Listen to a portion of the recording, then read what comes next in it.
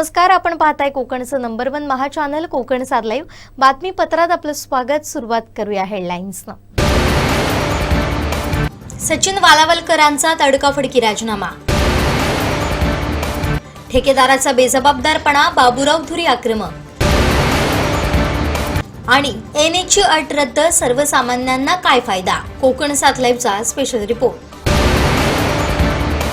आता पाहूया सविस्तर बातम्या।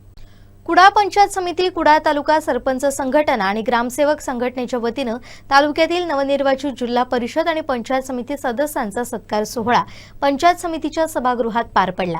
जिल्हा परिषद सदस्य दादासाईल, रुपेश पावसकर, दीपलक्ष्मी पडते, नागेश आयर, सुप्रिया वालावलकर, दीपक नारकर, गंगाराम सडवेलकर, रुपेश कानडे, आरती पाटील, पंचायत समिती सदस्य मंगेश प्रभू, बाळकृष्ण मडव, अर्चना बंगे, संतोष कांदळकर, ममता राऊळ, मिलिंद नाईक, योगेश धुरी, सीताराम तेली, नितीन म्हाडेश्वर, करुणा पावसकर, श्रावणी तेरसे, निखिल कांदळगावकर, प्रियंका दळवी, अर्चना घावनळकर, अश्विनी सावंत, दिव्यांगी खरात, अमित भोगले, दीप्ती नाईक यांचा सन्मान करण्यात आला। मी या ठिकाणी सांगतो की कुडाळ तालुका हा शेतीप्रधान तालुका आहे। इथे शेतीविषयक काम करण्यासाठी आम्ही प्रामुख्याने काम करू। दुसरी गोष्ट महत्त्वाची, माझा जिल्हा परिषद मतदारसंघ आहे तो पर्यटन दृष्ट्या होण्यासाठी अतिशय उत्तम आहे। त्यासाठी जे लागणारे सहकार्य असेल ते अधिकारी असतील, इथे मुख्यमंत्री असतील, इथे उपमुख्यमंत्री असतील किंवा पालकमंत्री असतील, या घटकाचे सर्व अधिकारी असतील, त्यांना विश्वासात घेऊन सोडवण्यासाठी प्रामाणिकपणे प्रयत्न करेल हे सांगून थांबतो। परिषदेत मानणारच आहोत, पण त्याशिवाय आमचं जे राजकारण असेल ते विकासाचं आणि सहकार्याचं नक्कीच नाही। या ठिकाणी जे रस्ता, वीज, पाणी हे तर होतीलच, पण त्याशिवाय माझे विशेष लक्ष असेल तर शिक्षण, आरोग्य, शेती, रोजगार आणि ज्येष्ठ नागरिकांसाठी जे काय करता येईल ते मी प्रामुख्याने करणार आहे। या ठिकाणी येऊन जे सत्कार केला त्याबद्दल मी त्यांचे ऋण व्यक्त करतो आणि थांबतो। जय हिंद। आणि उपस्थित सर्व नवनिर्वाचित जिल्हा परिषद, पंचायत समिती सदस्य, सरपंच, ग्रामपंचायत अधिकारी तसेच विभाग प्रमुख आणि पत्रकार बंधू आणि भगिनी, मी प्रथमतः पंचायत समितीचे गट विकास अधिकारी यांना धन्यवाद देतो की आज हा योग त्यांनी या ठिकाणी करून आला। आजचे सत्कारमूर्ती मगाशी बरीच चर्चा झाली की त्यांनी या सभागृहात काम केलेलं आहे। या आनंदाचा दिवस म्हणजे तुमचं सर्वांचं स्वागत करावं, तुमचं सर्वांना शुभेच्छा द्यावं, अभिनंदन करावं ही आमच्या मनामध्ये इच्छा होती। आणि ही इच्छा सुरू असतानाच आमच्या ग्रामपंचायत अधिकारी संघटनेचे आमचे अध्यक्ष नारकर सर यांचा पण, आमच्या प्रदीपजी नारकरांचा फोन आला की आम्हाला आमच्या संघटनेमार्फत सुद्धा दीपसदस्य आणि पंचायत समिती सदस्य यांचा सत्कार करायचा आहे। मी म्हटलं आमच्या पण डोक्यामध्ये हाच विचार चालू आहे। मी फोन केला आमच्या सरपंच संघटनेला, त्यानेही ताबडतोब ही कल्पना उचलून धरली आणि पहिले 2 दिवस तुम्ही सर्वजण गडबडीत असाल आणि म्हणून आम्ही लवकरात लवकर व्हावं म्हणून आज हा कार्यक्रम आयोजित केला। आणि हा कार्यक्रम आयोजित करत असताना मला खूप आनंद वाटतो की मी फोन केलेल्या सर्व जिल्हा परिषद सदस्यांनी पहिल्या माझ्या पूर्ण सांगताक्षणी हो आम्ही येणार असं सांगितलं आणि ही सकारात्मक प्रतिसाद दिला। आमच्या पंचायत समिती सदस्यांनी सुद्धा सकारात्मक प्रतिसाद दिला आणि आज 9 जिल्हा परिषद सदस्य आणि 18 आमचे सर्व पंचायत समिती सदस्य आज इथे उपस्थित आहेत, ही आमच्यासाठी खूप आनंदाची गोष्ट आहे। संघातील जास्तीत जास्त लोकांपर्यंत पोहोचून लोकांना विश्वास दाखवून लोकांचा विश्वास मी संपादित केला आणि त्यानंतर लोकांनी मला या ठिकाणी जिल्हा परिषद सदस्य म्हणून निवडून दिला। आणि त्यानंतर ज्यावेळी माझी जिल्हा परिषद सदस्य म्हणून नियुक्ती झाली आणि त्यानंतर आपण हा जो कार्यक्रम आयोजित केला तो कार्यक्रम म्हणजे जिल्हा परिषद नवनिर्वाचित सदस्य आणि पंचायत समिती नवनिर्वाचित सदस्य यांचा सत्कार। खरोखरच मी या पूर्ण प्रशासनाचा आणि सहकरून मी आभार व्यक्त करतोय। आणि हा जो सत्कार आयोजित केला ते आमचे गट विकास अधिकारी सन्माननीय वालावलकर साहेब, त्याचप्रमाणे या त्यांच्यावर समेत असलेली त्यांची पूर्ण टीम, त्याचप्रमाणे सरपंच संघटनेचे अध्यक्ष परब साहेब, ग्राम सेवकांचे संघटनेचे अध्यक्ष सन्माननीय नारकर साहेब आणि उपस्थित असलेले सर्व माझे सहकारी, जिल्हा परिषदचे सर्व सदस्य, पंचायत समितीचे सर्व नवनिर्वाचित सदस्य, त्याचप्रमाणे पंचायत समितीचे सर्व कर्मचारी. आज आपण इथे जमलो आहोत ते सर्वांना माहितीच आहे की हा एक सत्काराचा कार्यक्रम आहे, परंतु सन्माननीय आमदार साहेबांच्या, खासदार साहेबांच्या माध्यमातून अनेक कामं करून घेत असतो. परंतु जी काही गावातली छोटी मोठी कामं आहेत त्या ठिकाणी पंचायत समिती किंवा जिल्हा परिषद सदस्याच्या निधीच्या माध्यमातून येऊ शकतात. अशी कामं करताना त्या ठिकाणी फार मोठी अडचण येत होती. परंतु भविष्यात आम्ही सर्व पंचायत समिती सदस्य असो किंवा जिल्हा परिषद सदस्य असो, आता तुम्ही सत्कार केला म्हणजे आमची जबाबदारी वाढलेली आहे. कुडाळ तालुक्यात सर्वांगीण विकासासाठी आम्ही सर्व पंचायत समिती सदस्य, जिल्हा परिषद सदस्य कटिबद्ध आहोत.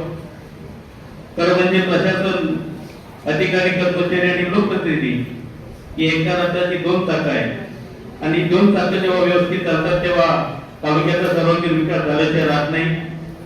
आज या सत्कार सोहळ्याच्या निमित्तानं आपण सर्वांनी कुडाळ तालुक्याच्या विकासासाठी कटिबद्ध राहूया. लोकप्रतिनिधी म्हणून आमच्या ज्या काही जबाबदाऱ्या असतील, आमची जी काही कामं असतील ती आम्ही निश्चितपणानं कुडाळ तालुक्यात सर्वांगीण विकास होण्यासाठी पंचायत समितीच्या सभागृहाच्या माध्यमातून असेल, आमचे जिल्हा परिषद सदस्य आहेत सन्माननीय सगळ्याचे जिल्हा परिषद सभागृहाच्या माध्यमातून असतील, कुडाळ तालुक्याच्या विकासाला किंवा जनतेच्या प्रश्नांना न्याय देण्यासाठी आम्ही या ठिकाणी कटिबद्ध राहू. हा आपण सर्व अधिकारी, या ठिकाणी बरेच उपस्थित पदाधिकारी आहेत, त्यांच्यासोबत त्यांच्या मार्गदर्शनाने तसंच तिकडे उपस्थित असलेले सर्वच पत्रकार बंधू भगिनी यांच्या मार्गदर्शनाने आणि त्यांच्या सहकार्याने खूप सुंदर घटना. इथे माझ्या काही मैत्रिणी आहेत, त्या मागून तिकडे छान आनंदाने हसतायत. तुमच्यासोबत यायचं आहे, पुन्हा काम करायचं आहे, लक्षात ठेवा. असंच आनंद आणि असाच हसमुख चेहरा, तुम्हा सर्व पदाधिकाऱ्यांची साथ ही आमच्या कामाची खरोखर पोचपावती असेल. जिल्हा परिषदला अध्यक्ष म्हणून काम करत असताना एक सुवर्ण काळ होता की जिल्हा परिषद सत्ता एक हाती आपल्याकडे होती, पंचायत समिती ही आपल्या सोबत होती, राज्यात केंद्रात आपली सत्ता होती आणि आता तो दुर्ग शर्करा योग पुन्हा आलाय. खरोखर जिल्हा परिषदचं अध्यक्षपद भूषवून किंवा 5 वर्षाचा कालावधी पूर्ण केल्यानंतर कोणी जर विचारलं, मॅडम पुन्हा जिल्हा परिषदला उभं राहताय ना, तेव्हा एकच प्रश्न मला कुठेतरी यायचा, होय म्हणायचं, सोडून द्यायचं, एवढं चाललेलं. पण त्याही पलीकडे येऊन वाटायचं की असा सगळा योग जुळून आला पाहिजे, राज्यात केंद्रात सत्ता आपली असली पाहिजे, त्यावेळी काम करण्याची जी मजा आहे ती काही अवघड झाली. आदरणीय आपले खासदार नारायणराव राणे साहेब, तुमच्या मतदारसंघासाठी काय करायचंय, प्रत्येकाचं उत्तर असणार, मला माझ्या मतदारसंघाचा सर्वांगीण विकास करायचा. मग सर्वांगीण विकास म्हणजे काय? आज आपल्या डोक्यात 3च संकल्पना आहेत, रस्ते, वीज, पाणी, झाला सर्वांगीण विकास. बघा आजचं सुद्धा आपलं जे काही आपल्याकडे जे काही असणारे 3 महत्वाचे घटक, रस्ते, वीज, पाणी, या पलीकडे जाऊन सुद्धा आपल्याला विकासाची जी अंग आहे त्यांचा सुद्धा विचार येणाऱ्या भविष्य काळामध्ये करावा लागेल. कारण आज आपल्या समोरचे प्रश्न फार मोठे आहेत. आज आरोग्याच्या समस्या गंभीर आहेत. आज शिक्षणाच्या सोयी आहेत, शिक्षणाचा 100% शिक्षणाचा हमी देणारा कायदा आहे, परंतु चांगलं शिक्षण, दर्जेदार शिक्षण आपल्या गावामध्ये, आपल्या भागामध्ये मिळावे यासाठी आपल्या सगळ्यांना त्या ठिकाणी काम करावं. आरोग्याच्या सुविधा आहेत, परंतु त्या बळकट करण्यासाठी त्या सर्वसामान्य लोकांपर्यंत सहजरित्या कशा पोहोचतील, सर्वसामान्य लोकांना त्याचा फायदा कसा होईल, आपले या ठिकाणी असणारे जे काही दुर्धर आजार आहेत, काही वेळा अपघात घडतात, यांना इथे चांगली सेवा कशी मिळेल, यासाठी आपल्या सगळ्यांना प्रयत्न करणं गरजेचं आहे. त्याचबरोबर आज आपल्या सगळ्यांच्या समोर असलेला सगळ्यात मोठा प्रश्न म्हणजे बेरोजगारीचा आहे. आज आपल्याला रोजगाराची साधनं आपल्या गावामध्ये, आपल्या मतदारसंघामध्ये, आपल्या तालुक्यामध्ये, आपल्या जिल्ह्यामध्ये कशी निर्माण होतील यासाठी आपण सर्वांनी काम करणं गरजेचं आहे. आणि म्हणूनच या सगळ्याचं स्वप्न पाहणारे आमचे नेते सन्माननीय नारायणराव राणे साहेब यांनी 90 मध्ये जेव्हा सिंधुदुर्ग जिल्ह्यामध्ये प्रवेश केला तेव्हा सिंधुदुर्ग जिल्ह्याचं दरडोई उत्पन्न 36,000च्या आसपास होतं. आज तेच दरडोई उत्पन्न महाराष्ट्रामध्ये 5व्या-6व्या क्रमांकावर आहे. आणि म्हणून मित्र, आपल्या सगळ्यांना जेव्हा आपण आपल्या भारत देश महासत्ता होताना बघतोय, आपण जेव्हा आपल्या देशाची अर्थव्यवस्थेची प्रगती बसतोय, आज 6व्या-7व्या क्रमांकावर आपली अर्थव्यवस्था आहे. मग या अर्थव्यवस्थेमध्ये आपला सुद्धा खारीचा वाटा व्हावा, आपल्या जिल्ह्याचा, आपल्या तालुक्याचा, आपल्या गावाचा, आपल्या मतदारसंघाचा खारीचा वाटा व्हावा, यासाठी आपण सर्वांनी या ठिकाणी प्रयत्न करणं गरजेचं आहे. आणि म्हणूनच आणि या नागरी सुविधांच्या 5 ज्या नागरी सुविधा आहेत त्यांचा अभ्यास करणं आपल्याला सर्वांना आज अत्यंत आवश्यक आहे. कारण आपण 18 नागरी सुविधा सातत्याने या ठिकाणी वाचलेल्या आहेत. त्या 18 हेडखाली आपण सर्वांनी काम केलेलं आहे. विरोधक मी तुम्हाला सांगू इच्छितो की मी तुमच्या कामाचा एक माणूस आहे. त्या कामाचा माणूस असेल तर आदरणीय आमदार साहेबांचा मी एक तालुका प्रमुख म्हणून काम करत असताना 5 जिल्हा परिषद मतदारसंघाचा कारभार माझ्याकडनं सांभाळला जातो. त्यावेळी येणारा जो हेड आहे, जो 23 जे हेड आहेत त्या 23 हेड पैकी सगळे पैसे 5 जिल्हा परिषद मतदारसंघाचे पैशांचा स्कोप हा माझ्याकडे येतो आणि तो नंतर ग्रामीण भागामध्ये हा विभागला जातो. त्यामुळे आपल्या या ठिकाणी 2 महिने जरी शिल्लक राहिले असतील तर बिडो साहेब माझी आपल्याला या ठिकाणी विनंती आहे की आपण या ठिकाणी आपल्या अधिकाऱ्यांच्या मार्फत एक असे प्रस्ताव या ठिकाणी निर्माण केले पाहिजे, प्रस्ताव या ठिकाणी मांडले पाहिजे किंवा शासनाला पाठवले पाहिजे. आपल्याकडनं विविध हेडखाली जर प्रस्ताव चांगल्या पद्धतीने केले तर त्या महाराष्ट्र राज्याच्या पुरवणी जो बजेट असतो ज्या बजेटवर आमदार या ठिकाणी बोलतात, मग ते प्रस्ताव ज्यावेळी मंत्रालयामध्ये जातील किंवा विविध खात्यामध्ये जातील त्यावेळी आपल्याला नक्कीच त्या ठिकाणी पैशाचा जो स्कोप आहे तो त्या ठिकाणी मिळेल. म्हणून मी सातत्यानं आपल्याला अनेक अधिकाऱ्यांची माझ्या ज्यावेळी सुसंवाद जातो किंवा अनेक अधिकाऱ्यांची मी बोलतो त्यावेळी सांगतो की आपलं बजेट जर या ठिकाणी वाढलं पाहिजे, जिल्ह्याचं बजेट वाढलं पाहिजे, आपल्या मतदारसंघाचं बजेट वाढलं पाहिजे, तर आपण या ठिकाणी विविध प्रकारचे हेडच्या माध्यमातून येणाऱ्या पैशांचा जो स्कोप आहे त्या ठिकाणी आपले विविध प्रकारचे प्रस्ताव जाणं अत्यंत आवश्यक आहे. कारण आम्ही सातत्यानं गट विकास अधिकारी असू देत किंवा बांधकामचे अधिकारी असू देत, जर बांधकामने प्रस्तावच मोठे पाठवले नाही तर त्या ठिकाणी कोणत्या प्रकारचा स्कोप येणार नाही. प्रशासकाला आपल्या सोबत जेव्हा पंचायत समिती जिल्हा परिषद सदस्य नसतात तेव्हा किती त्रास होतो हे आम्ही जवळून बघितलेलं आहे. आणि ज्या लोकांना वाटत होतं, आता बऱ्याच जणांच्या भाषणातून आलं की काही अधिकारी खुश होते, तर मला मात्र त्यांना लवकरात लवकर आपल्या सोबत पदाधिकारी असावेत यासाठी मी वाट बघत होतो. त्यामुळे आज हे सभागृह सगळं सभागृह आनंदी आहे, पण त्यात एकच जो माणूस थोडासा दुःखी आहे तो माणूस म्हणजे मी. का?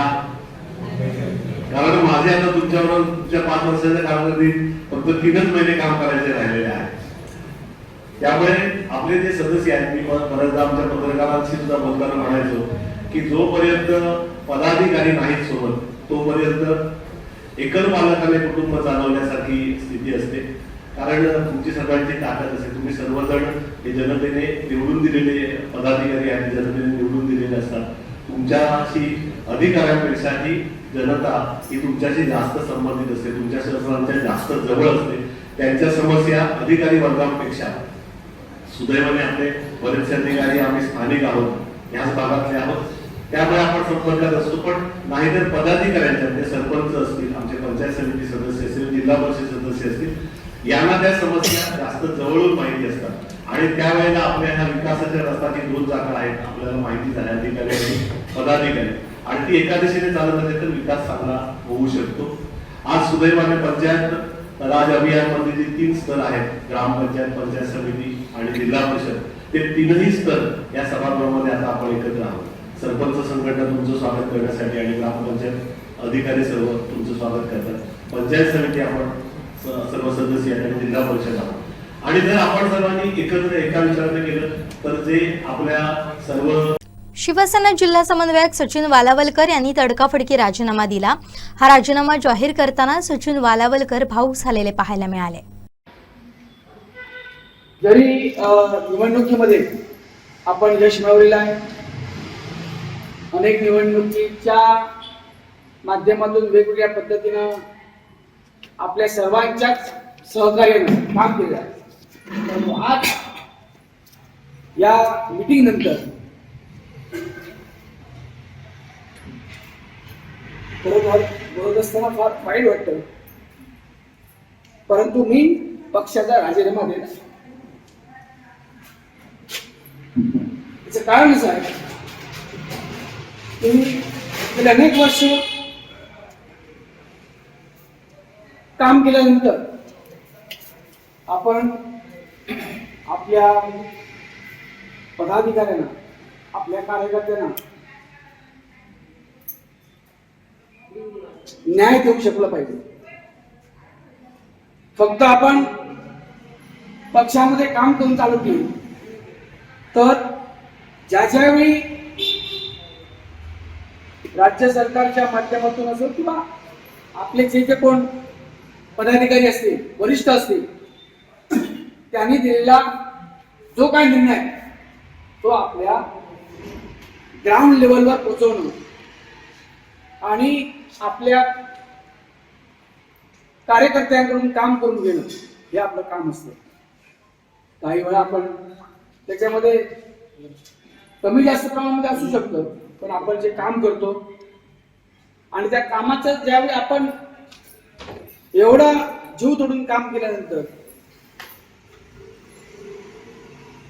जर त्याच्यामध्ये संघटनेच्या माध्यमातून जर वेगवेगळ्या पद्धतीनं जर वेगवेगळ्या गोष्टी कानावर येऊ लागल्या, तर आपण कुठेतरी आपला असणारा संपूर्ण वेळ, आपली असणारी ओळख, आमदारांच्या साहेब माध्यमातून असणारा पाठपुरावा याच्यामध्ये आपण कुठेतरी कमी पडतो. त्यामुळे कोणावरही रोष न ठेवता आपण आता आपल्या पक्षाच्या राजीनाम्यामध्येच आहे. यानंतर एक सामान्य कार्यकर्ता म्हणून किंवा शिवसैनिक म्हणून आपण काम करणार, परंतु पक्षाचं कोणतंही पद, मग पक्षाचं असो, शासकीय असो किंवा कोणतंही पद स्वीकारणार नाही, ही माझी ठाम भूमिका आहे. याच्यामध्ये बदल होऊ शकणार नाही. परंतु आपण सर्वांनी शिवसेना पक्षामध्ये जे भविष्यामध्ये निवडणुका जरी संपलेल्या असल्या तरी आपण लोकांसाठी काम करतो, सामाजिक बांधिलकी म्हणून काम करतो, ते आपण सर्वजण करतच राहणार. आणि पक्षाला या ठिकाणी एक स्थान मिळवून देण्याचं सुद्धा, जरी नगरपालिकेमध्ये भाजपचे नगरसेवक जास्त असले, आमचा एकच नगरसेवक म्हणून आलेला असला तरी या भागाचे आमदार म्हणून केसरकर साहेब आहेत. डीपीडीसीच्या माध्यमातून असेल, राज्य सरकारच्या माध्यमातून अनेक निधी सुद्धा आपल्याला त्या पद्धतीने सुद्धा मिळणार आहे. त्यामुळे आपण सर्वांनी या बाबतीमध्ये चांगलं काम करावं. यानंतर आपण जिल्हा परिषदेमध्ये येऊन आलेल्या आमच्या नागावकर मॅडम, पंचायत समितीचे आमचे एक मांजरेकर आज नाही आहेत, बाहेर गेले. ते सचिन देसाईंना तब्येत बरी नसल्यामुळे त्या ठिकाणी ते येऊ शकले नाही. त्यांचा सुद्धा आपण सत्कार करू. यानंतर घरामध्ये दुपारी दीपक बाईंचे असते सत्कार सावंतमध्ये होता, परंतु आजचा रद्द झालेला आहे. तो आज उद्या संध्याकाळी होणार आहे. त्यामुळे त्या सुद्धा कार्यक्रमाची आपल्याला वेळ कळवण्यात येईल. त्यामुळे प्रथम आजच्या या 12 तारखेच्या मासिक मीटिंगमध्ये आमच्या जे पदाधिकारी, जे उमेदवार उभे राहिले, निवडून आले, त्यांचंही मनापासून मी स्वागत आणि अभिनंदन करतो. आणि जे निवडणुकीमध्ये उभे राहिले, काही थोडक्या मताने पडले, परंतु त्यांनी पक्षाचं त्या ठिकाणी असलेली पक्षाची त्या भागामध्ये असलेली ताकद अखंडित ठेवलेली आहे. त्यामुळे त्यांचंही मी मनापासून त्या ठिकाणी कौतुक करतो. आज जरी आपण निवडणुकीमध्ये जरी पडलो असतो तरी भविष्यामध्ये आपल्याला लोकांसाठी काम करायचं आहे, हे सुद्धा आपण लक्षात ठेवा. आणि त्या पद्धतीनं या तालुक्यामध्ये आणि या शहरामध्ये आपण सर्वांनी शिवसेना पक्ष वाढवण्यासाठी प्रयत्न करावा अशी विनंती करतो. आणि यानंतरचा सत्कारचा कार्यक्रम प्रथम या ठिकाणी जिल्हा परिषद सदस्य शिवसेना जिल्हा समन्वयक सचिन वालावलकर यांनी तडकाफडकी राजीनामा दिला. त्यामुळे आता वेंगुर्ल्याच्या राजकारणातील समीकरणं बदलण्याची शक्यता आहे. याबाबत माहिती देत आहेत वेंगुर्ला प्रतिनिधी दीपेश परब. राजकीय वर्तुळात खळबळ उडवणारी घटना आज या ठिकाणी समोर येते. आज वेंगुर्ला तालुक्यातील जे शिवसेनेचे पदाधिकारी आहेत, म्हणजे शिवसेना जिल्हा समन्वयक सचिन वालावलकर यांनी आपण आपल्या पक्षाकडे आपल्या पदाचा राजीनामा देत असल्याचा आज निर्णय जो आहे तो मासिक सभेत, जी शिवसेना पक्षाची मासिक सभा होती वेंगुर्ला तालुका, या मासिक सभेमध्ये त्यांनी हा निर्णय जाहीर केलेला आहे. मात्र हा अचानक त्यांनी जो निर्णय जाहीर केला त्याच्यामुळे राजकीय वर्तुळात एकच चर्चेला उधाण आलेलं आहे किंवा आपण खळबळ उडाली आहे असंच म्हणता येईल त्याला. कारण अचानक यावेळी जर जिल्हा परिषद पंचायत समिती निवडणुकीत या ठिकाणी शिवसेना पक्षाने यश मिळवलेलं होतं. पंचायत समितीसुद्धा चांगल्या जागा ह्या शिवसेना पक्षाकडे आलेल्या होत्या आणि त्यानंतर जो या ठिकाणी निर्णय सचिन वालावलकर यांच्यामार्फत घेण्यात आलेला आहे. आज जी शिवसेना पक्षाची वेंगुर्ले तालुक्याची जी सभा होती, जी मासिक बैठक होती, या बैठकीत आज जे नवनिर्वाचित पंचायत समिती किंवा जिल्हा परिषद सदस्य होते, जे निवडून आलेले आहेत, त्यांचा सत्कार हा जाहीर करण्यात आलेला होता. आणि या सत्काराच्याच वेळी आपल्या भाषणामध्ये सचिन वालावलकर यांनी आपण शिवसेना पक्षाचा राजीनामा देत असल्याचं जाहीर केलेलं आहे. मात्र दीपकभाईंचा कार्यकर्ता म्हणून किंवा शिवसैनिक म्हणून कायमच आपण राहणार. यावेळी बोलताना त्यांनी आपल्या भाषणामध्ये ज्यावेळी पक्षाला यश मिळतं किंवा ज्यावेळी पक्षाला काही जागांवर अपयश मिळतं त्यावेळी अनेक गोष्टी कानावर येतात किंवा आपण ज्यावेळी एखादं पक्षासाठी काम करतो त्याच्यानंतर ज्या गोष्टी कानावर येतात त्याचा खूप त्रास होतो असं सुद्धा या ठिकाणी आपल्या भाषणात त्यांनी सांगितलेलं आहे. त्यामुळे पक्षाअंतर्गत काही गोष्टींमुळे त्यांनी हा निर्णय घेतला असल्याची प्राथमिक माहिती या ठिकाणी समोर येते. त्यांनी हा राजीनामा नेमक्या कोणत्या कारणासाठी जाहीर केला ही कारणं त्यांनी अद्यापपर्यंत आपल्या भाषणामध्ये जरी स्पष्ट केली नसली तरी हा निर्णय घेण्यामागे मोठी कारणं या ठिकाणी असल्याची चर्चासुद्धा आहे. याबाबत अनेक त्या ठिकाणी कार्यकर्ते पदाधिकारी त्या बैठकीत होते. त्यांनी सचिन वालावलकर यांना समजावण्याचा सुद्धा प्रयत्न केला, मात्र ते आपल्या निर्णयावर आपण ठाम असल्याची त्यांची भूमिका आहे. याबाबत आमदार दीपक केसरकर यांनी सुद्धा त्यांना दूरध्वनीवरून संपर्क करण्याचा प्रयत्न केला, मात्र आपल्या निर्णयावर ते ठाम असल्याचं त्यांनी या ठिकाणी सर्वच कार्यकर्त्यांना जाहीर केलेलं आहे. आपण एक कार्यकर्ता म्हणून नेहमीच आपली सर्वांना साथ असेल, मात्र पक्षाची जी जबाबदारी आहे ती यापुढे सांभाळायला आपल्याला शक्य नसल्याचं किंवा यापुढे आपण काही कारणास्तव हा राजीनामा देत असल्याचं त्यांनी जाहीर केलेलं आहे. या बैठकीमध्ये अनेक कार्यकर्त्यांनी आपण सुद्धा या ठिकाणी जे शिवसेनेचे उपजिल्हा प्रमुख होते सुनील मोरजकर यांनी सुद्धा आपल्या भाषणामध्ये जाहीर केले, जर सचिन वालावलकर राजीनामा देत असतील तर आपण सुद्धा आपल्या पदाचा राजीनामा हा पक्षाकडे देत असल्याचं त्यांनी सुद्धा जाहीर केलं. अनेक पदाधिकाऱ्यांनी सुद्धा जर तुम्ही या ठिकाणी नसाल तर आम्ही सुद्धा राजीनामे देऊ असं सुद्धा या ठिकाणी बैठकीत या ठिकाणी आपली भूमिका मांडली. मात्र आपण आपल्या भूमिकेवर ठाम असल्याचं सचिन वालावलकर यांनी सांगितलेलं आहे. जो हा राजीनामा देण्याचा निर्णय त्यांनी अचानक का जाहीर केला ही कारणं त्यांनी अद्यापपर्यंत नेमकी काय कारणं असतील ही स्पष्ट केली नसली तरी त्यांनी आपल्या भाषणात सांगितलेलं आहे की ज्यावेळी एखाद्या निवडणुकीमध्ये किंवा पक्षासाठी काम करताना ज्यावेळी काही अपयश येतं किंवा काही निर्णय घ्यावे लागतात त्या निर्णयामध्ये ते निर्णय घेताना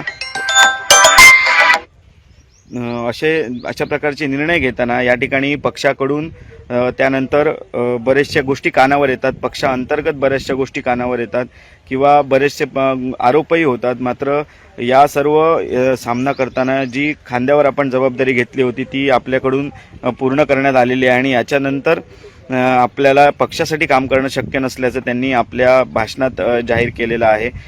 निश्चितच या ठिकाणी वरिष्ठांकडून त्यांना त्यांची मनधरणी करण्याचा प्रयत्नसुद्धा केला जात आहे, मात्र आपल्या निर्णयावर ठाम असल्याचं त्यांनी या ठिकाणी जाहीर केलेलं आहे.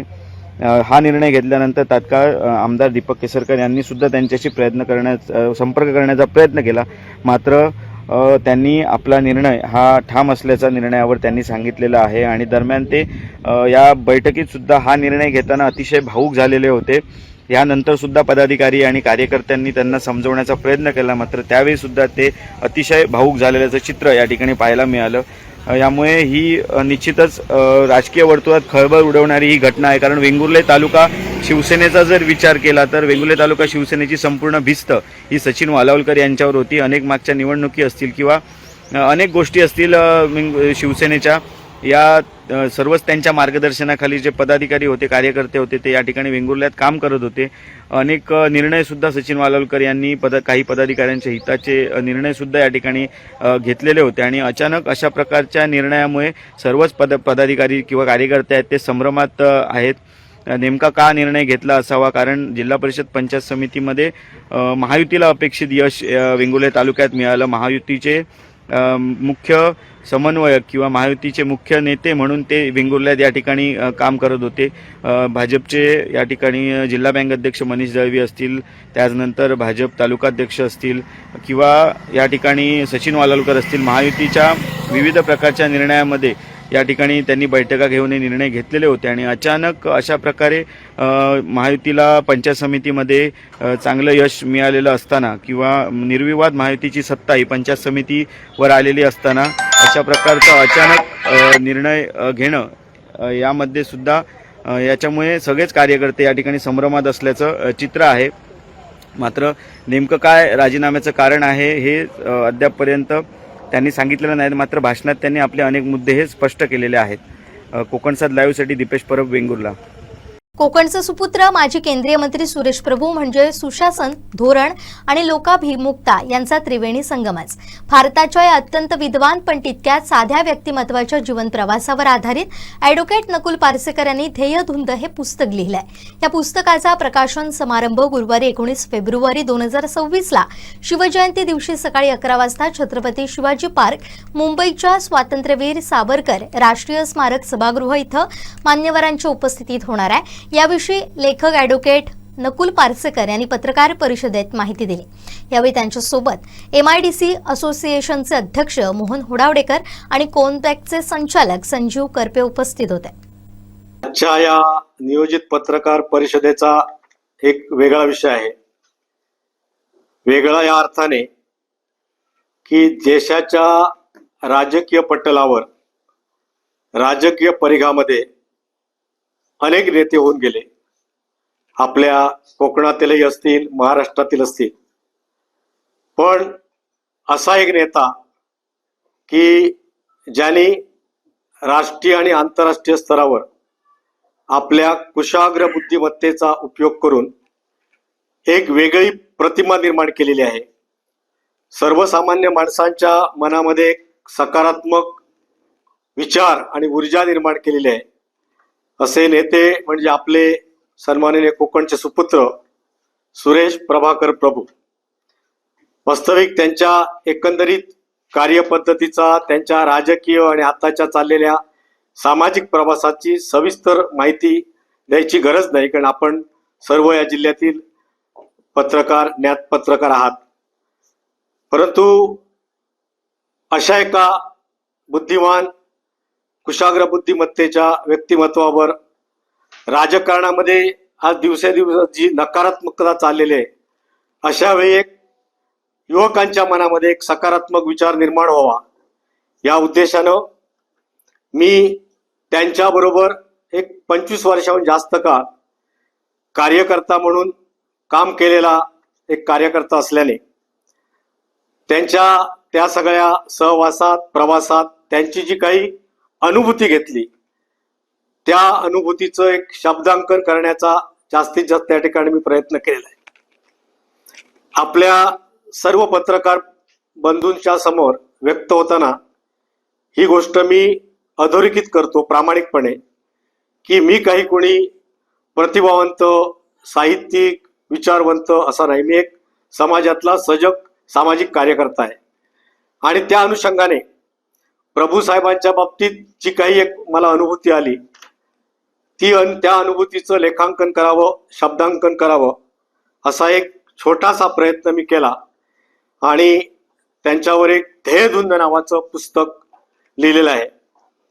आम्ही गेले 7-8 दिवस या पुस्तकाची जी निमंत्रण पत्रिका आम्ही काही ठिकाणी शेअर केली, म्हणजे प्रभू साहेबांचे काही त्यांच्याबरोबर काम केलेले त्यांचे काही अधिकारी असतील, काही सहकारी असतील, काही कॉर्पोरेट स्तरातले माणसं असतील, तर त्यांच्याकडून एक नावाला अतिशय चांगली अनुभूती आलेली. म्हणजे म्हणाले ध्येयधुंद म्हणजे खरोखरच ध्येयानं धुंद होऊन त्या माणसाने काम केलेलं आहे.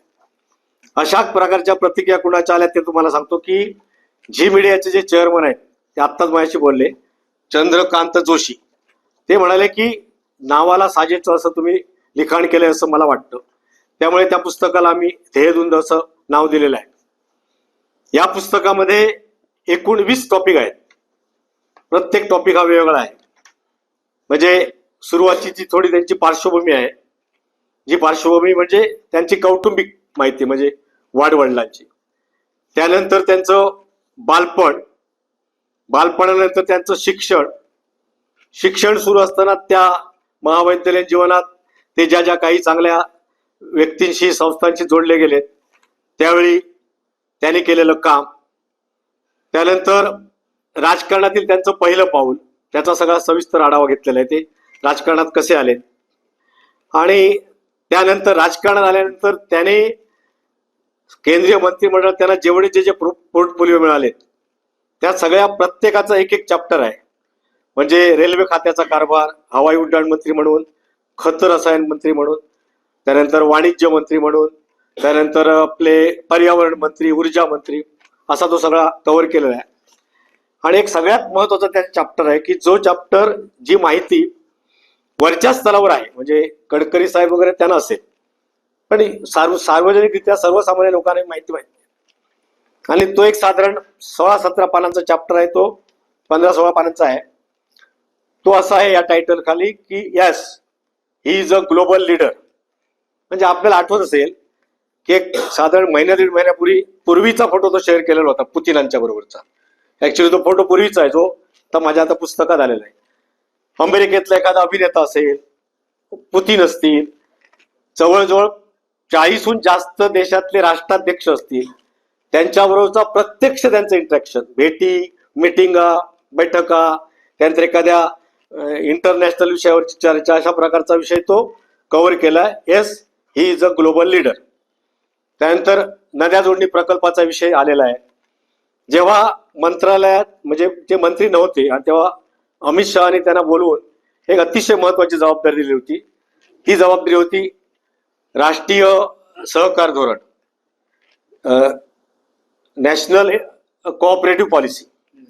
तर त्या सहकार धोरणाचे त्यांना अध्यक्ष केले होते आणि एक इतर 20 मेंबर होते. तर तो अहवाल त्यांनी दिला. तर त्या अहवालाच्या त्याच्यावर एक 3-4 पानं आणि शेवटी 3 प्रकरणं आहेत. त्याच्यात सहधर्मचारिणी म्हणून एक जवळजवळ 12-13 पानं उमाप्रभूंच्यावर आहेत.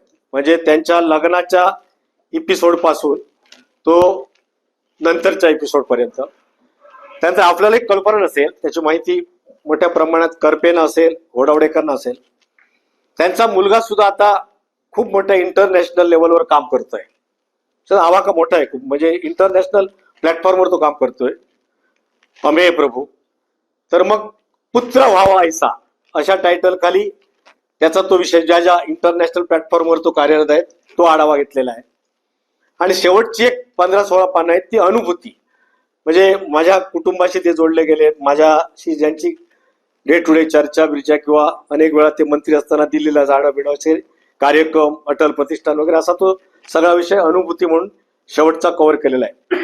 त्यामध्ये मी तुम्हाला आणखी एक विषय सांगायला विसरलो की आशीर्वाद गुरुजींचे, म्हणजे हरियाणामध्ये जे गुरगाव म्हणून आहे त्या ठिकाणी त्यांचे गुरुजी होते. गुरुजी म्हणजे हे सगळं जे अंधश्रद्धेचा विषय तो असा नाही, पण ती एक वेगळी शक्ती होती.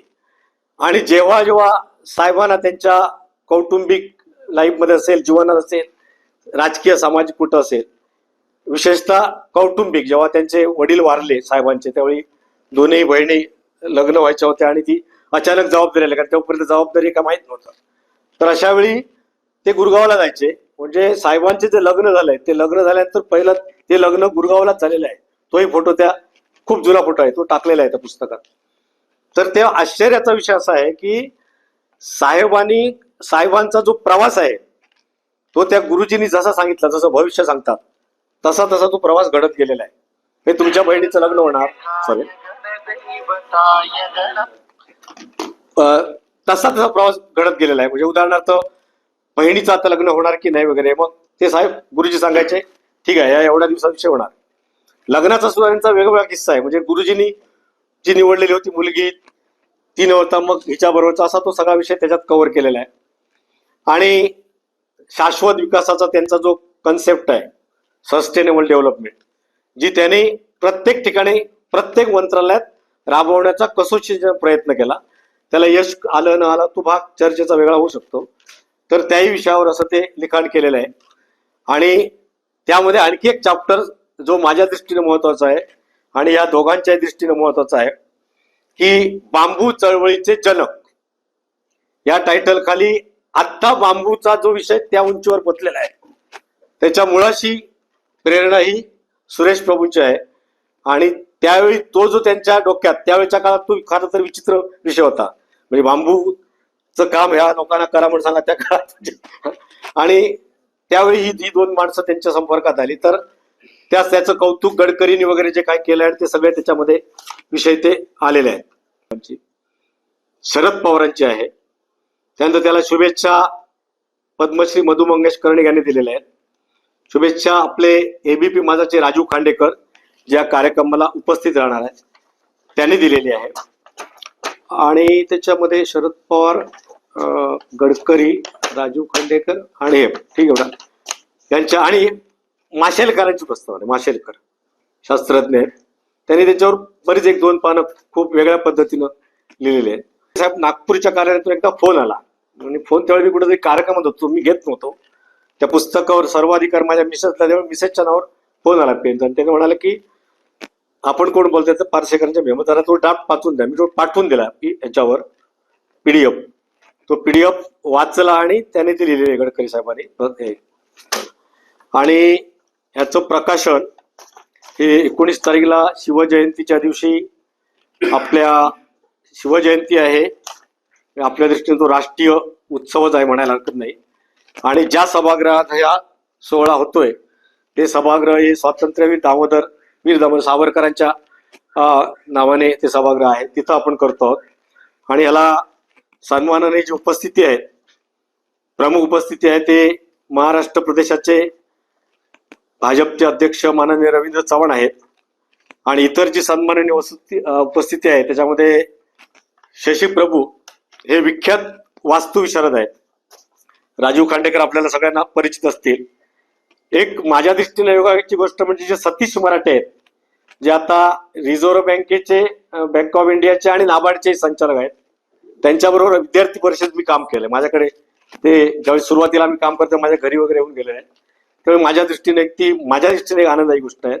आपल्या सारस्वत बँकेचे गौतम ठाकूर आहेत, जयराज साळगावकर आहेत, ज्योतिष भास्कर साळगावकरांचे सुपुत्र, कालनिर्णयाचे व्यवस्थापकीय संचालक. प्रफुल्ल छाजड आहेत, त्यांच्याबरोबर साहेबांनी काम केलं होतं. साहेब चार्टर्ड अकाउंटंट होते.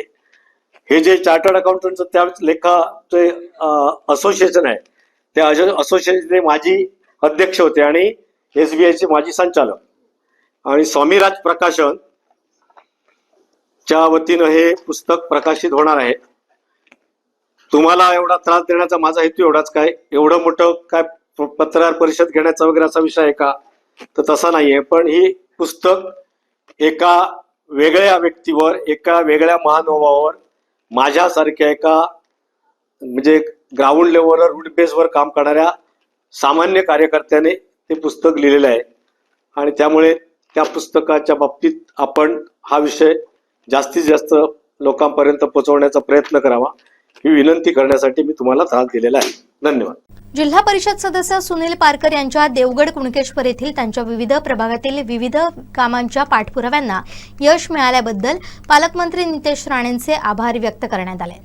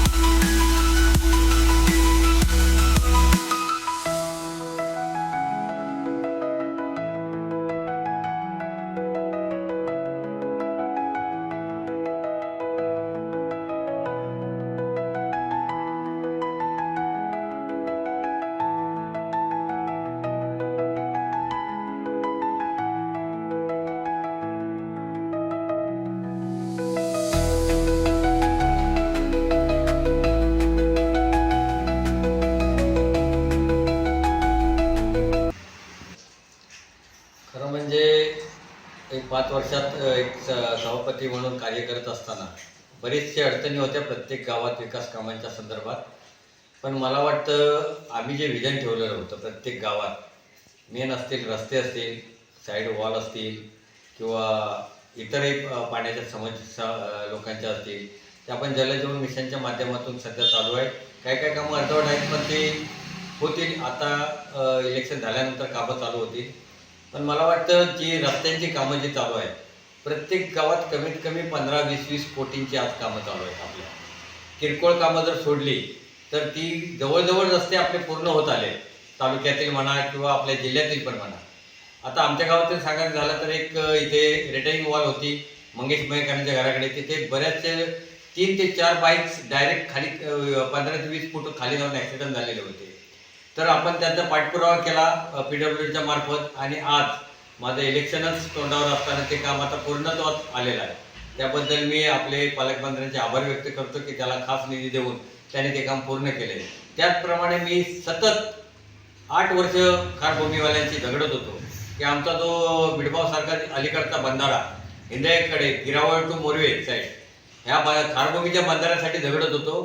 पण ह्या वर्षी जो विशेष बाब म्हणून मी त्याला मंत्रालयातून त्याच्यावरचं आचारसंहिता मला वाटतं त्याचं CRZ उठवून आणलं आणि त्याच्यानंतर आज ह्या वर्षी त्याला 2,90,00,000 निधी मंजूर झालेला आहे आणि मला वाटतं भविष्यात ते काम आपल्या चालू होईल. त्याचप्रमाणे रस्त्याचे विषय होता नारिंगडा टू मोरवे रस्ता, तोही गेल्या वर्षी आपल्या एका टप्प्यात पूर्ण झाला आहे. शाळांच्या इमारती असतील, अंतर्गत इतर आपले जिल्हा परिषदचे मार्ग असतील तेही यावेळी बऱ्यापैकी आपले मंजूर झालेले आहेत आणि आचारसंहिता संपली की आपल्याला काम चालू होतील. मला वाटतं पालकमंत्र्यांनी स्वतःहून सांगितलेलं आहे आपला जिथे सरपंच असेल, आपले पंचायत समिती सदस्य असतील, जिल्हा परिषद सदस्य असतील, जिथे जिथे आपले निवडून आलेले आहेत त्या गावात कोणताही निधी कमी पडायला देणार नाही. आणि त्याप्रमाणे आता आपले विकासात्मक कामाची घोडदौड चालू आहे. मुणगी असेल तिथे आपले खारभूमीची कामं चालू आहेत, मोठे बंधारे चालू आहेत.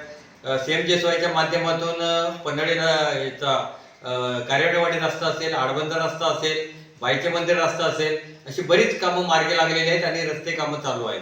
त्याचप्रमाणे सडेवाडी रस्त्यासाठी आपल्याला 35 लाख मिळालेले आहेत. त्याप्रमाणे आपोवाडीची शाळेसाठी 11 लाख मिळालेले आहेत. खुडीचा विषय असेल, पन्हाळी हा रस्ता जवळजवळ 3 किलोमीटरचा रस्ता, त्याच्यासाठी 4 कोटी आपल्याला निधी मिळालेला आहे. नारिंगरेचे विषय असतील तिथेही आपल्याला बऱ्यापैकी निधी मिळालेला आहे. पोयरे असेल तिथेही निधी आणलेला आहे. कुठचे हे गाव असं नाही आहे की जिथे आपल्याला विकास बंद आहे किंवा झालेला नाही.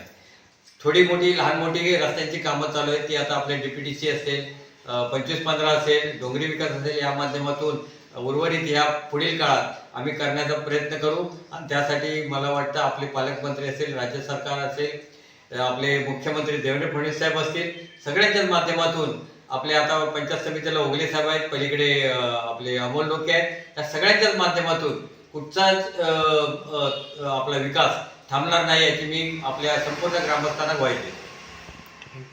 महसूल मंत्री चंद्रशेखर बावनकुळे यांनी महत्त्वपूर्ण निर्णय घेतलाय, तो म्हणजे NAची अट रद्द करण्याचा. या निर्णयाचा सर्वसामान्यांना नेमका कसा फायदा होणार हे सोप्या भाषेत समजून घेणार आहोत. याबाबत कणकवली तहसीलदार दीक्षांत देशपांडे यांच्याशी संवाद साधलाय कणकवली प्रतिनिधी उमेश बुचडे यांनी. महाराष्ट्र सरकारचे महसूल मंत्री चंद्रशेखर बावनकुळे यांनी एक महत्त्वपूर्ण निर्णय घेतला आहे, तो म्हणजे NAची ऑर्डर रद्द करण्याचा, म्हणजे NAची अट रद्द करण्याचा. आणि या NAची अट रद्द करण्यामुळे सर्वसामान्य नेमका काय फायदा होईल याच संबंधित आपण इत्थंभूत माहिती किंवा या NAबद्दल नेमका सर्वसामान्यांना पडलेले प्रश्न आहेत, या प्रश्नासंदर्भात आपण कणकवली तहसीलदार दीक्षांत देशपांडे यांच्याकडून नेमकी ही NAची अट रद्द म्हणजे काय हे जाणून घेऊ. साहेब नमस्कार, कोकण साध लाईव्हमध्ये आपलं स्वागत आहे. सध्या सर्वसामान्यांना एक NAची ऑर्डर महसूल मंत्री यांनी रद्द केली आहे असा एक GR निघालेला आहे. नेमकं हे काय आहे? कारण अजूनही काही लोक संभ्रमात आहेत, काही शंका आहेत. नेमकं हे काय आहे, काय सांगाल एकंदरीत? 10 फेब्रुवारी 2026 रोजी महसूल व वन विभागाने एक शासन निर्णय काढलेला आहे. त्यामध्ये माननीय महसूल मंत्री चंद्रशेखर बावनकुळे सर यांनी तो शासन निर्णय निर्गमित केलेला आहे. त्याच्यामध्ये अकृषक जे कर आहे तो अकृषक कर पूर्णतः रद्द केलेला आहे आणि अकृषक रूपांतरण आपण जे करायचो त्याच्यामध्ये आपल्याला जी सनद लागायची अकृषक सनद ती देखील रद्द केलेली आहे. आणि त्याच्यात मूळ फरक असा आहे मूळच्या तरतुदीमध्ये आणि आत्ता सुरुवातीला बांधकाम परवानगी घ्यावी लागायची नियोजन प्राधिकरणाकडून आणि बांधकाम परवानगी घेतल्यानंतर मग नंतर अकृषक कर जो आहे रूपांतरण कर आहे तो भरावा लागायचा. आता सुधारित तरतुदीनुसार असं केलेलं आहे की जर बांधकाम परवानगी नियोजन प्राधिकरण म्हणजे नगरपंचायतच्या एरियासाठी नगरपंचायत नागरी भागासाठी आणि ग्रामीण भागासाठी ग्रामपंचायत आपल्या सिंधुदुर्ग जिल्ह्याचा विचार केला तर याच्यामध्ये जे नियोजन प्राधिकरण बांधकाम परवानगी देणार आहे ते बांधकाम परवानगी देतानाच त्यांनी रूपांतरण कर भरून घ्यायचा आहे. अकृषक जो रूपांतरण कर म्हणतो आपण की कृषकमधून अकृषक वापर चालू झाला त्याचा जो रूपांतरण टॅक्स आहे तो नियोजन प्राधिकरणानेच भरून घ्यायचा आहे. एकंदरीत घर बांधताना नेमका कोणत्या परवानग्या घेतील, काही कागदपत्र असतील, काही जणांना म्हणजे कागदपत्राची कमतरता किंवा काही अटी सवलती देण्यात आल्या असं एक संभ्रम आहे, त्याबद्दल काय? बांधकाम परवानगी देताना कुठलेही कागदपत्र कमी झालेले नाही आहेत. बांधकाम परवानगीला जे कागदपत्र लागत होते पूर्वी तेच कागदपत्र आता सुद्धा लागतील. परंतु बांधकाम परवानगी मिळाल्यानंतर अकृषक सनद जी मिळायची त्यासाठी जे कागदपत्र लागायचे त्यासाठी जे प्रोसिजर होती ती सर्व प्रोसिजर रद्द केलेली आहे. अकृषक सनदच रद्द केलेली आहे जेणेकरून बांधकाम परवानगी हेच अकृषक जे झाल्याचं पुरावा म्हणता येईल. पण एक असाही प्रश्न आहे की एने नंतर बँक लोन होतं नाहीतर बँक लोन होत नाही, मग त्यामुळे बँक सवलती ज्या आहेत त्या कशा होईल? या शासन निर्णयानुसार त्याच्यामध्ये मुद्दा क्रमांक 8 मध्ये शासन निर्णयात स्पष्ट केलेलं आहे की बँकांनी बांधकाम परवानगी मिळाल्यानंतर कोणत्याही जमिनीच्या मालकांना किंवा जमीनधारकांना वेगळं अकृषक सनद किंवा अकृषक परवानगी मागायची आवश्यकता नाही. त्यामुळे बँकांना देखील आता बांधकाम परवानगी जी आहे त्याच्या आधारेच लोन किंवा जे काही त्यांची प्रोसिजर असेल ती फॉलो करायची आहे. पण एकंदरीत आता जो हा नियम आला आहे तो एकंदरीत जुन्या बिल्डिंगी ज्या काही बांधलेल्या आहेत एकंदरीत तर असं बघितलं तर 2001 नंतरचा नियम आहे किंवा ह्याच्या आधीच्या बिल्डिंग आहेत किंवा ह्याच्या नंतरच्या, कधीपासून हा नियम लागू होतो एकंदरीत? आत्ता जे नवीन म्हणजे 10 फेब्रुवारीला जो GR आला त्याच्यानंतर ज्या बांधकाम परवानगी असतील त्याला हा नियम लागू आहे. म्हणजे बांधकाम परवानगी घेताना त्यांना नियोजन प्राधिकरणाकडे जायचं आहे, बांधकाम परवानगी घ्यायची आहे आणि रूपांतरण टॅक्स एकदाच तिथं भरायचा आहे. तो रूपांतरण टॅक्स नियोजन प्राधिकरण त्यांना कॅल्क्युलेट करून सांगतील. याच्या आधी जो दरवर्षी येणे नंतर जो बांधकाम कर भरायचे जे जे काही बिल्डिंग असतील किंवा अकृषक असेल त्याच्याबद्दल काय तरतूद? त्याच्यामध्ये एक बदल झालेला आहे की आता जो 2001 नंतर ज्या NA झालेल्या जमिनी आहेत किंवा जे काही प्रॉपर्टी आहेत त्यांचा जो NA टॅक्स आहे तो देखील रद्द केलेला आहे. त्यामुळे तो आता टॅक्स जो दरवर्षी भरावा लागायचा तोही NA टॅक्स आता रद्द केलेला आहे. प्लस याच्यामध्ये जे नव्याने बांधकाम परमिशन घेतील 10 फेब्रुवारी नंतर ह्या शासन निर्णय निर्गमित झाल्यानंतर त्यांना देखील दरवर्षी जो टॅक्स भरावा लागत असेल म्हणजे यापूर्वी भरावा लागायचा दरवर्षी टॅक्स तो भरावा लागणार नाही. जेणेकरून NA टॅक्सच 2001 नंतर रद्द झालेला आहे. म्हणजे काही जाचं गटीमधून त्यांना सुटका मिळाली असं म्हणता येईल? टॅक्समध्ये सुटका टॅक्समध्ये आता पूर्णच म्हणजे सुधारणा झालेली आहे. त्यामुळे टॅक्स पूर्णतः माफ केलेला आहे. त्यामुळे निश्चितच त्यांना जे जमीनधारक आहेत त्यांना निश्चितच याचा लाभ होईल. पण गावामध्ये बघितलं तर ग्रामपंचायत लेवलला NA ऑर्डर मिळेल, नगरपंचायतमध्ये NA ऑर्डर म्हणजे नगरपंचायतची NA ऑर्डर बघायसाठी TPला जावं लागायचं. गावाचं असेल तर तहसील कार्यालय किंवा प्रांताकडे जायचं. त्यामध्ये सर्वसामान्य नागरिकांना एक काय सांगाल? नाही, सर्वसामान्य नागरिकांना ही प्रोसिजर आता अजून सुटसुटीत झालेली आहे. यापूर्वी म्हणजे बांधकाम परवानगी घ्यावी लागायची, त्यानंतर अकृषक सनद घ्यावी लागायची आणि त्यानंतर त्यांचं लोनचं किंवा जे काही त्यांना त्याचा वापर करायचा आहे त्या वापरासाठी त्यांना त्याचा अकृषक सनद वगैरे लागायचं. आत्ता असं झालं की ज्या ठिकाणी बांधकाम परमिशन आपण घेणार आहोत त्याच ठिकाणी रूपांतरण कर भरायचा आहे आणि दरवर्षी जो NA टॅक्स भरावा लागायचा तो देखील माफ करण्यात आलेला आहे. जेणेकरून जमीनधारकांना खूप सोयीचा असा निर्णय झालेला आहे. निश्चितच धन्यवाद सर. सरांनी सांगितलेलं आहे की आता आपण जो बांधकाम परवानगी आहे ते ग्रामपंचायत लेवललाच आहे आणि नगरपंचायत नगर लेवल आणि कागदपत्रे जे आहेत ते कागदपत्र लागणार नियम अटी आहेतच, पण धावपळ जी आहे ती कमी होणार आहे आणि ह्या निर्णयामुळे सर्वसामान्य नागरिकांना फायदा देखील होणार आहे. त्याबरोबर साहिल भागवेसह उमेश बुचडे, कोकण सात लाईव्ह, कणकवली. तिलारी दोडामार्ग रस्त्यावर झरे आंबेली इथं सुरू असलेल्या कामादरम्यान शुक्रवारी सकाळीच मोठा अपघात घडला. खोदून ठेवलेल्या रस्त्यात दुचाकी घसरून 2 युवक गंभीर जखमी झाले असून त्यांच्यावर गोवा मेडिकल कॉलेज इथं उपचार सुरू आहेत। दोघांची प्रकृती चिंताजनक असल्याची माहिती समोर येते। या घटनेनंतर ठेकेदाराच्या बेजबाबदारपणावर संतापाची लाट उसळली आहे। ठाकरे शिवसेनेचे जिल्हाप्रमुख बाबूराव धुरी यांनी प्रशासनाला थेट सवाल करत लोकांच्या जीवाशी खेळणाऱ्या कंपनीवर गुन्हा दाखल होणार का असा प्रश्न उपस्थित केलाय। रस्ते कामादरम्यान सुरक्षा नियमांचं पालन झाले का, इशारा फलक आणि बॅरिकेड्स का नव्हते आणि निष्पाप युवकांच्या जीवाशी खेळणाऱ्यांवर कारवाई कधी होणार असे प्रश्न देखील त्यांनी उपस्थित केले।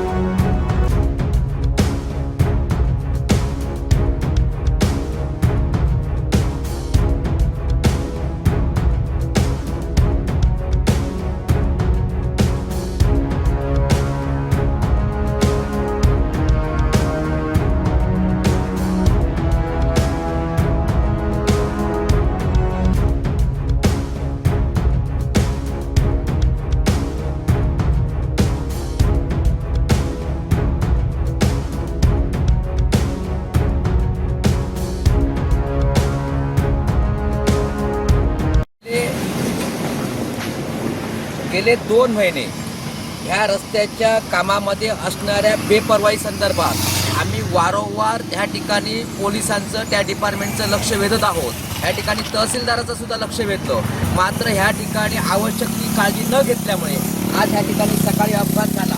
ह्या 2 मजूर करणारे 2 कामगार ह्या खड्ड्यामध्ये पडले। वास्तविक ह्या ठिकाणी गरजेचं होतं। आमचा मुद्दाच हा होता की सुरक्षितेच्या दृष्टिकोनातून ही काळजी घेणं गरजेचं आहे की तुम्ही काळजी घ्या। काळजी न घेतल्यामुळे नाहक या ठिकाणी दोघांचा बळी ह्या ठिकाणी गेलेला आहे। ह्या ठिकाणी आम्ही ज्यावेळी वेळोवेळी ह्या ठिकाणी निदर्शनामध्ये आणलं गेलं त्यावेळी मात्र ह्या ठिकाणी पोलिसांनी आमच्यावरती कारवाई केली आणि पोलिसांनी ह्याच्यावरती आमच्यावर खोटे गुन्हे दाखल केले। आजही ते खोटे गुन्हे दाखल करून कोर्टामध्ये सादर केले। जर वेळीच ह्या संदर्भात जर हस्तक्षेप केला असता तर नाहक ह्या ठिकाणी दोघांचे बळी गेले नसते। आपण ह्या ठिकाणी बघताय की अजिबात ह्या ठिकाणी बॅरिकेड नाही मोठा उतार असताना त्या ठिकाणी ज्या वाहनं आली ती डायरेक्ट त्या ठिकाणी मोलमजुरी करणारे 2 मजूर या ठिकाणी आतमध्ये गेले आणि कित्येक तास त्या ठिकाणी ते तडफड होते। कुठल्याही त्या ठिकाणी उपचारासाठी त्यांना नेता आलं नाही आणि मात्र त्या ठिकाणी आता दुसरी 108 गाडी आणून त्यांना बांबोळीमध्ये नेलेलं आहे। त्यांची प्रकृती अत्यंत चिंताजनक आहे। आता मला ह्या ठिकाणच्या पोलीस अधीक्षक आणि पोलीस अधिकाऱ्यांना विचारायचं आहे की तुम्ही आता ह्याच्यावरती सदोष मनुष्यवधाचा गुन्हा दाखल करून आपली कर्तव्य बजावणार आहात की नाही, हे मला आता ह्या पोलीस अधीक्षकांना आणि पोलीस या ठिकाणी निरीक्षकांना विचारायचं आहे। जर तुम्ही एवढेच कार्यतत्पर आहात तर मात्र आता ह्याच्यावरती तात्काळ कारवाई करणं अत्यंत गरजेचं आहे। आणि लोकांचंही म्हणणं आहे की आता पोलीस काय कारवाई करतात ह्याच्याकडे सर्वांच्या या ठिकाणी आता लक्ष लागून राहिलेलं आहे। सुरू असलेल्या कामाचं फक्त बिल काढणं ह्यासाठी ही सगळं घाई गडबड चालू आहे। ह्या ठिकाणी मोऱ्यांचं जे काम करणं गरजेचं होतं ते मोऱ्यांचं काम पूर्ण झालेलं नाही। ह्या ठिकाणी 2 वाहनं सुटू शकत नाही। ह्या ठिकाणी अत्यंत चिंचोळी रस्ता ह्या लोकांनी तयार केला। मूळचा रस्ता होता तो रस्ता नष्ट केला आणि परही रस्त्याची वाहतूक केली नाही। ह्या ठिकाणी मध्ये जी झाडं आहेत त्या झाडासंदर्भात सुद्धा ठोस भूमिका आणि ठोस धोरण ह्या ठिकाणी ठरवलेलं नाही। हे सर्व जर करत असाल तुम्ही ह्या सर्व जर करत असाल तर मात्र ह्या ठिकाणी जनतेला ह्या ठिकाणी त्रास होताना ह्या ठिकाणी दिसत आहे आणि एवढा त्रास होतो की हा त्रास जीवावरती नागरिकांच्या बितलेला आहे। मला एवढीच विनंती ह्या ठिकाणी करायची आहे की आजच्या क्षणी तात्काळ यांच्यावरती गुन्हा दाखल करावा आणि जे वरिष्ठ अधिकारी आहेत त्यांची बैठक ह्या ठिकाणी तहसीलदारांनी पुढाकार घेऊन तहसीलदारांनी आपल्या अधिकारामध्ये बैठक घ्यावी आणि लोकांच्या जीविताचं या ठिकाणी रक्षण करावं एवढीच मागणी आपल्या मीडियाच्या माध्यमातून मी सरकारला करत आहे। शेवटी ठळक घडामोडी पुन्हा एकदा। सचिन वालावलकरांचा तडकाफडकी राजीनामा, ठेकेदाराचा बेजबाबदारपणा, बाबूराव धुरी आक्रमक